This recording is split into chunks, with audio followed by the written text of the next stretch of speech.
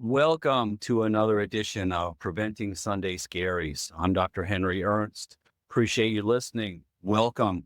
Hopefully, you've been listening to these last few weeks of episodes. Something that came into my mind is I know I talked about on a previous episode of, you know what, take that time mentally to take a vacation. And if and when you do, have the guardrails so your team knows that they can only give you email window once a day. So I recently went on a trip with my daughter, my youngest daughter, just one-on-one.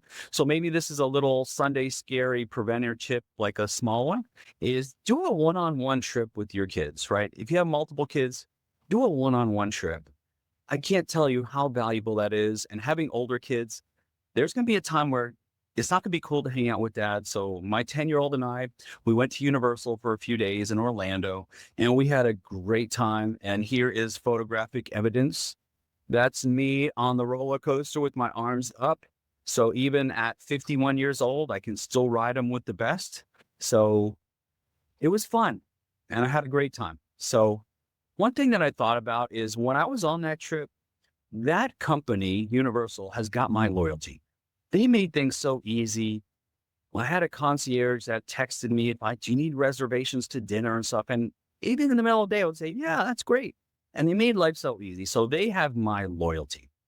But it started to get me to think about what happens in our business when we have an upset patient, an upset client, because we all have them. We're human. You're going to mess up things once in a while. It's really, really important, right? So remember this. Is this the fact that, these things are going to happen, and a patient or a client who has a perfect experience with your business, maybe they'll tell one or two people. But a person that has a really bad experience and mistake-laden experience, they're going to tell 20. So it's really important that we, as business owners, we handle these people in a certain way. It's very important. So remember that, right? So we have all heard that line is, if you own a business, hey, this person wants to talk to the owner. And as soon as we hear that, we get nervous, or in our business, maybe we get a bad review and all of a sudden that person wants to talk to you, even though you had no contact with them. So I feel like over the years, I've learned this from companies that are known for exceptional customer service, like a Nordstrom. And I feel like I've adopted that into the process that we use today. So we're going to go through a scenario here where we talk about an upset patient. And this is the Sunday Scare Preventing Tip of the Week. Here we go. I call it the LAST technique, LAST. So let's take an example. You have a patient or a client, whatever business you're in, and they're upset and they want to talk to the owner. So we're going to use a dental example here. You sit down, person wants to talk to you. Maybe you've never met them. So obviously you introduce yourself. Hi, I'm Dr. Ernst. I'm the owner of the office. I understand you've had some issues. So tell me, what's going on? So the first letter, L, stands for listen. We're not going to interrupt. We're not going to get defensive. We're just going to let them empty the bucket. Let them just empty their bucket. So let's take an example. Oh yeah, I was in your office and I'm just really upset. I waited an hour in your waiting room before somebody came back to me. So we're listening, and I'm going to kind of say something like, okay, I'm sorry. That's not usually how we do things. So you waited for an hour. What else? Is there anything else? Yeah. And every time I come in here, my balance and my account is always just messed up. Okay. I apologize for that experience too. So you had to wait an hour the last time you were here, and your account seems like it's always kind of wonky. Is there anything else? No, there's nothing else. Okay, so I've listened. I've kind of summarized. A is acknowledgement. So I've acknowledged. I'm acknowledging not the mistakes. I'm acknowledging emotion. These people, when they're upset, they just need to be heard.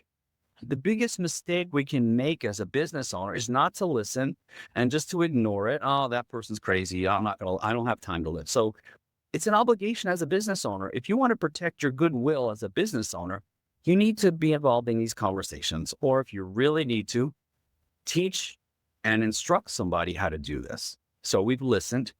We've acknowledged, if you noticed in there, I said, I'm sorry for that. I'm sorry for that experience. Yeah. Or you could say stuff like, I'd feel the same way. Now I'm going to summarize. So I'm going to summarize everything. So you waited in an hour the first time you were here. And every time you come in, your account seems like it's kind of, not what you expect. Is that it? Is there anything else? So I'm giving them the opportunity. This is a forum. Here's your chance. Like, give me everything. And once they get to the point where they say, no, no, that's it. Now you're going to take action. And in my head, as these things are coming, I'm thinking of potential solutions. So, okay. So first time you came in here, you waited an hour. I'm really sorry for that experience. It's not usually how we run things. Let me suggest that maybe next time you schedule your appointment, we take really great care of our patients. And sometimes it takes a little longer and sometimes we can get off schedule a little bit. It's not how we roll, but it does happen. So my suggestion is maybe for your next appointment, make your appointment first thing in the morning or first one after lunch. This way, there's nothing in front of you and it's a lot more predictable. Does that make sense? Yes. Okay. Yeah, that makes sense. And as far as your account goes, I'm sorry that you've had that experience also. I know that can get frustrating. So you notice I'm acknowledging. I know that can get frustrating. Let's do this. Before you come for your visits, I'm going to alert our account manager. And the day before your visit, she's going to go over your account to make sure it's exactly what we expect. And she will be your point of contact to make sure that everything is as we expect. Does that sound reasonable? Oh, yeah, that'd be great. I appreciate that. So I've summarized, I've taken action, I've come up with logical solutions. Now, after that, we've kind of taken down emotion and we've helped this person. Let's even use another example. Let's say this same person left a bad review. I would summarize at the end and say, you know what? And one other thing, Jane, I noticed that you left that bad review online. We work really hard in this office to provide a good experience. I'd be really grateful if you gave us another chance and either amend the review or take it down.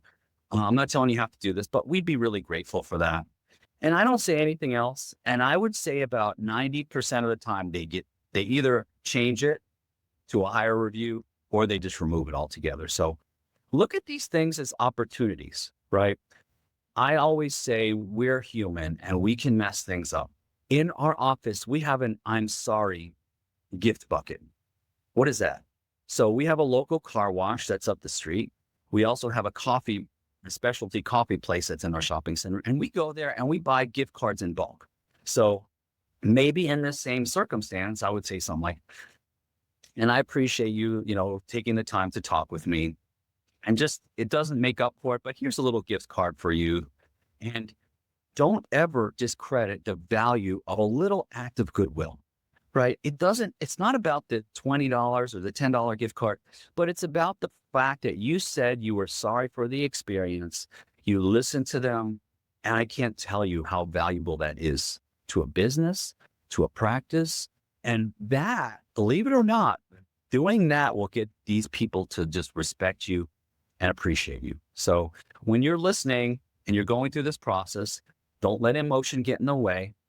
Let them speak their mind and just come up in your head. You got to think on the fly here. So come up with logical solutions to their gripes. And at the end, just, end it on a good note. If you feel the need, you can have an I'm sorry gift. There's okay. Now, keep in mind, this is an important test. An upset customer isn't your biggest risk. The biggest risk is an upset customer patient who feels ignored. Every complaint is a test. It's a test of your culture. It's a test of your leadership. And if you handle it well, it will get large benefits to you. So I know this can be a source of stress and a quote unquote Sunday scary. Oh man, that person wants to talk to me tomorrow.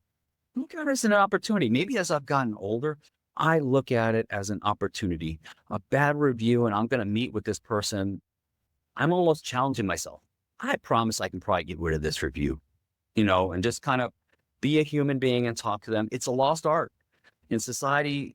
the newer generation is so used to being in front of this that they're not used to one-on-one. So when people get the one-on-one, they really appreciate it and respect it. So I appreciate everybody for listening.